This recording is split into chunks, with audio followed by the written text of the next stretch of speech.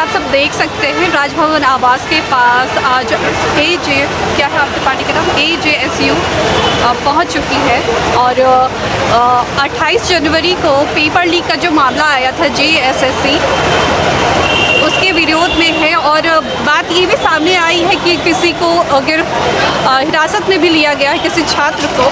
Sir, इस विषय में क्या है पूरी घटना, इसके बारे में आप हमें बताएं। पूरी घटना यही है कि ये जो सरकार है, वर्तमान सरकार, इसने कहा था कि हम जब जैसे ही सरकार में आएंगे 5 लाख लोगों को नौकरी देंगे। नौकरी तो दूर की बात है, जो बहुत दिनों के बाद JSSC के द्वारा CGL की परीक्षा ली जानी थी। सरकार ने कहा था कि हमारे कार्यकाल में किसी तरह का धोखाधड़ी नहीं होगा।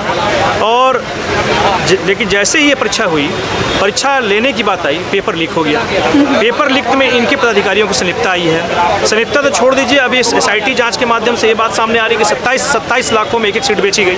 तो जहां जिस राज्य के पदाधिकारी इस पे संलिप्त हैं, उसमें SIT में कैसे भरोसा किया जा सकता है। इसीलिए आसू पार्टी की जो छात्र इकाई है वह यह मांग करती है कि हम SIT पे भरोसा ना करते हुए CBI जांच की मांग करते हैं, ताकि दूध का दूध और पानी का पानी हो और दोषियों पे सख्त से सख्त कार्रवाई हो। JSSC के जो चेयरमैन हैं उनको हटाया जाए, क्योंकि उनके रहते इतने बड़े घोटाले हुए, लोगों की सीटें बेची गई और मुख्यमंत्री चाहे जाके कहते हैं कि पेड़ पर चढ़ो उतरो, हम तुमको दरोगा बना देंगे। तो ये कभी बोलते हैं सुअर पालो और बकरी पालो। तो ये जो झारखंड सरकार जो बच्चों को, यहाँ छात्रों को छलने का काम कर रही है, उसके विरोध में आज पाल के हम लोग मार्च कर रहे हैं। तो सर, क्या आपको लगता नहीं है कि इसका राजनीतिक फायदा भी बहुत लोगों को? कोई राजनीतिक फायदा नहीं है। राजनीतिक पार्टियां बनी ही हैं लोगों के सुख दुख को साथ देने के लिए, उनके मुद्दों को उठाने के लिए। अगर हम मुद्दे नहीं उठाएंगे तो कौन मुद्दा उठाएगा। ये मुद्दे सिर्फ मुद्दे नहीं है, इस पे भी समझना होगा गंभीरता रूप से कि छात्रों के साथ जो खिलवाड़ हुआ है, उनके 27 लाख में उनकी सीटें बेची गई हैं। क्वेश्चन पेपर पहले से लीक हो चुका है। उन बच्चों का क्या, जिन्होंने अपने एक दिन पूरा बर्बाद करके, जमशेदपुर के लोग दुमका के लोग रांची, पूरे परीक्षा को दिए और बाद शाम होते होते पता चलता है क्वेश्चन पेपर लीक हो गया। तो इसको समझना होगा, ये राजनीतिक फायदे के लिए राजनीतिक दल काम नहीं करती है, बल्कि इसलिए काम करती है आसू पार्टी ने हमेशा छात्रों के हितों की रक्षा के लिए काम किया है।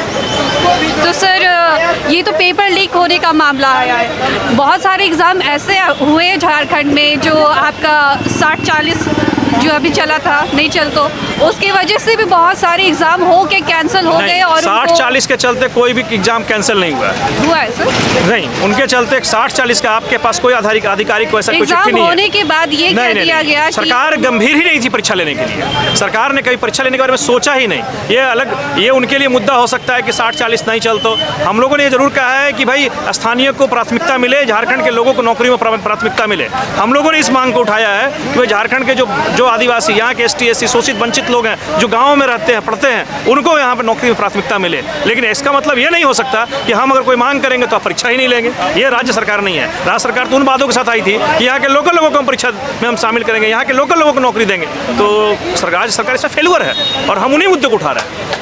तो सर, ये भी बात तो है सच की एग्ज़ाम होने के बाद कई साल तक बच्चे इंतज़ार करते रह जाते हैं। ये राज्य सरकार का फेलुअर है ना, हम विपक्ष में हैं, हम तो बच्चों की बात। अभी तक उस पर कोई ऐसा एक्शन नहीं लिया गया है कि चीज़ें सही समय पे चले। एग्ज़ाम होने का तो हो जाता है, जैसे कि ये पेपर तो पता चल गया कि लीक हुआ है, बट बहुत सारे तो होते ही रहते हैं। ऐसा नहीं है कि ये होते रहते हैं तो इसका मतलब ये थोड़ी ना कि डिलीट मर्डर हो रहा है तो फिर आगे भी मर्डर होता रहे। सरकारें बनती किस लिए हैं? सरकारें बनती हैं उन चीज़ों के रोकथाम के लिए जो गलत हुआ है। तो आप वादा करके आए थे कि जो पूर्ववर्ती में जो चीज़ें हैं वो नहीं होंगी, लेकिन आपके कार्यकाल में खनिजों की लूट, संपदा, बालू की लूट, धन का लूट, ये सरकार को देख लीजिए ना। जितनी जांचें हो रही हैं वहाँ एक आदमी के घर से 300, 400 और हजार करोड़ रुपए निकल रहे हैं। इसकी भी बातें तो होनी चाहिए। और यहाँ भी पेपर 27 लाख के बिक रहा है, तो इससे बात होनी चाहिए। तो सर, आप सीधा ये कह रही कि जो सिस्टम है, ये सिस्टम सुधरना चाहिए, छात्रों के हित में काम होना चाहिए, यहाँ के लोगों को रोजगार मिलना चाहिए, यहाँ के लोगों को सरकारी नौकरी में प्राथमिकता मिलना चाहिए, यहाँ के लोग चुन के आने चाहिए। ये हमारी मांग है और इसी मांग के लिए हम लोग सभी यहाँ पर राजभवन के सामने मौजूद। जी सर, आपका परिचय?